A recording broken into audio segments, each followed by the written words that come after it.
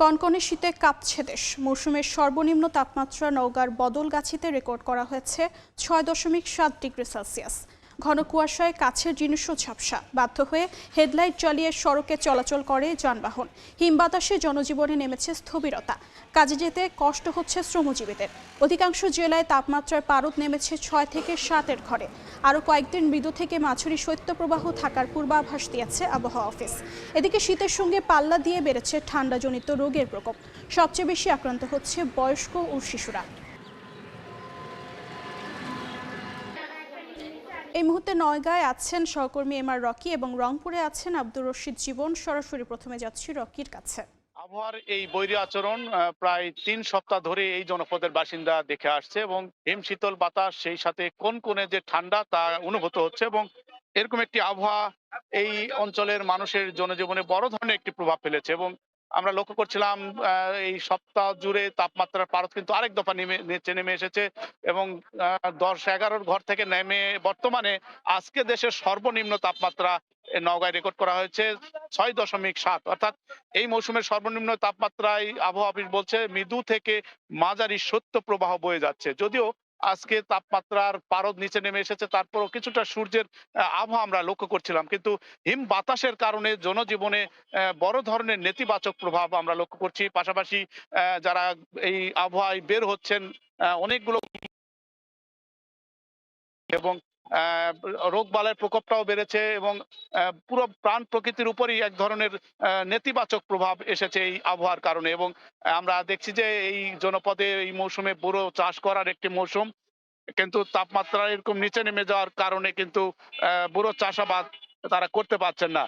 সব মিলে এই তাপমাত্রা জনজীবনে যেমন প্রভাব ফেলেছে, প্রাণ প্রকৃতিতে অনেকটা স্থবিরতা আমরা লক্ষ্য করছি এবং আবহাওয়া অফিসের বার্তা অনুযায়ী আসলে বৈরী এই আবহাওয়া এই জনপদের মানুষকে যেমন কাবু করেছে, জলবায়ুর বিরূপ প্রভাবেই কিন্তু এরকম একটি আবহাওয়ার ছন্দপতন। স্বাভাবিকভাবে এই জনপদে ৬-৭ ডিগ্রি তাপমাত্রা কিন্তু অসহনীয় এবং অনেকটা অপ্রস্তুত ছিল এবং সেই ক্ষেত্রেই জনজীবনের যে এক ধরনের ছেদ পড়েছে, আয় রোজগারের নিচে নেমে এসেছে নিম্ন আয়ের মানুষের এবং অনেকে কিন্তু গরম কাপড় কেনার জন্য এই মুহূর্তে বিভিন্ন ফুটপাত বা বিভিন্ন দোকানগুলোতে এই মুহূর্তে ভিড় করছেন। এবং আরেকটি বিষয় আমরা দেখছিলাম যে এই জাতীয় আবহাওয়ার কারণে রোগবালাইয়ের প্রকোপটা কিন্তু অস্বাভাবিকভাবেই বেড়ে গেছে এবং এবং এই আবহাওয়াকে সহনীয় পর্যায়ে আনার জন্য চিকিৎসকদের দিক থেকে কিন্তু অনেকটা বার্তা দেওয়া হয়েছে, সতর্কতার সাথে যেন শিশু বয়স্কদের দেখা হয়, শিশু বয়স্কদের বাড়তি সুরক্ষার তাগিদই কিন্তু দেওয়া হয়েছে। আমরা এই আবহাওয়ার আরো কিছু খবর জানবো, আমাদের সহকর্মী রয়েছে রংপুর, জানাবেন সেখানকার সার্বিক চিত্র। পৌষের শুরু থেকে কিন্তু রংপুর অঞ্চলের উপর দিয়ে তীব্র যে শীত সেটি কিন্তু অনুভূত হচ্ছে এবং পৌষের মাঝামাঝি সময় এসে এই শীত কিন্তু মাঝারি থেকে কখনো কখনো মৃদু শৈত্যপ্রবাহ বয়ে যাচ্ছে এবং গত কয়েকদিন থেকে বলা চলে রংপুর অঞ্চলের উপর দিয়ে কিন্তু মৃদু শৈত্যপ্রবাহ বয়ে যাচ্ছে। আজকে রংপুর জেলায় তাপমাত্রা রেকর্ড করা হয়েছে ৮.৬ ডিগ্রি সেলসিয়াস সর্বনিম্ন তাপমাত্রা এবং বিভাগের তেঁতুলিয়া, পঞ্চগড় এবং নীলফামারীতে এই তাপমাত্রা রেকর্ড করা হচ্ছে ৭.৫ ডিগ্রি সেলসিয়াস সর্বনিম্ন। এবং বলা চলে গত কয়েকদিন থেকে কিন্তু শীতের যে তীব্রতা সেটি কিন্তু প্রচণ্ডভাবে অনুভব করছে এই অঞ্চলের মানুষ, বিশেষ করে যারা শ্রমজীবী মানুষ, খেটে খাওয়া মানুষ এবং ছিন্নমূল মানুষ যারা রয়েছেন তারা কিন্তু সবচেয়ে বেশি বিপাকে পড়েছেন। কারণ সন্ধ্যার পরেই শীতের যে তীব্রতা সেটি আমরা লক্ষ্য করি এবং সকাল পর্যন্তই কিন্তু এই শীতের তীব্রতা থাকে এবং সকাল পর্যন্ত ঘন কুয়াশায় কিন্তু পথঘাট একদম ঢাকা থাকে এবং এই সময়টাতে শীতজনিত রোগের যে প্রকোপ সেই প্রকোপ কিন্তু বেড়েছে প্রচণ্ড হারে এবং রংপুরের সরকারি বেসরকারি যে হাসপাতালগুলো রয়েছে সবগুলো হাসপাতালতে এখন পর্যন্ত সবগুলো হাসপাতালে কিন্তু প্রায় ১,০০০-এরও বেশি মানুষ কিন্তু শীতজনিত রোগে আক্রান্ত হয়ে ভর্তি হয়েছেন এবং শুধুমাত্র রংপুর মেডিকেল কলেজ হাসপাতালেই যদি তথ্য দেয় সেই তথ্য অনুযায়ী এই জানুয়ারি মাসেই কিন্তু ১০ জনের উপরে মানুষ মারা গেছেন যারা শীতজনিত রোগে আক্রান্ত ছিলেন এবং তাদের মধ্যে বেশিরভাগই কিন্তু শিশু এবং বৃদ্ধ। এবং এই সময়টাতে আসলে যারা শ্রমজীবী মানুষ তারা কিন্তু তীব্র উষ্ণ কাপড়ের অভাবে রয়েছেন। বিশেষ করে আমরা দেখেছি চরাঞ্চল যেগুলো রয়েছে, যেহেতু এটি তিস্তা নদী বেষ্টিত একটি জেলা, এই চরাঞ্চল থাকবার কারণে অনেকগুলো চরে ছিন্নমূল যারা মানুষ বসবাস করেন তারা কিন্তু সবচাইতে বেশি বিপাকে রয়েছেন।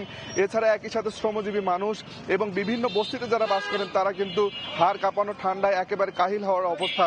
এবং সমাজের যারা বিত্তবান মানুষ রয়েছেন, সামাজিক সাংস্কৃতিক সংগঠন রয়েছে, রাষ্ট্রীয় যে সংস্থাগুলো রয়েছে, তাদের অনেকেই কিন্তু আমরা এই ছিন্নমূল মানুষদের পাশে উষ্ণ কাপড় নিয়ে দাঁড়াতে দেখেছি। এবং এখন পর্যন্ত জেলায় অনেকগুলো কম্বল বিতরণ করা হয়েছে। এবং সাধারণ যারা মানুষ তারা কিন্তু বলছে যে এই শীতের যে প্রকোপ সেটি কিন্তু প্রচন্ড ভাবে অনুভূত হচ্ছে। এবং বিশেষ করে গত কয়েকদিনের কথা যদি বলি, রংপুরে একেবারে প্রচন্ড শীত অনুভূত হচ্ছে। আবহাওয়া অফিস বলছে যে এই জানুয়ারি মাসে তাপমাত্রা আরো কিছুটা কমতে পারে এবং এই তাপমাত্রার পারদ আরো বেশ কিছুখানি কমে যেতে পারে। তো সব মিলে এই ছিল রংপুর থেকে শীতের সবশেষ। যুক্ত ছিলাম রংপুর এবং নওগাঁয়।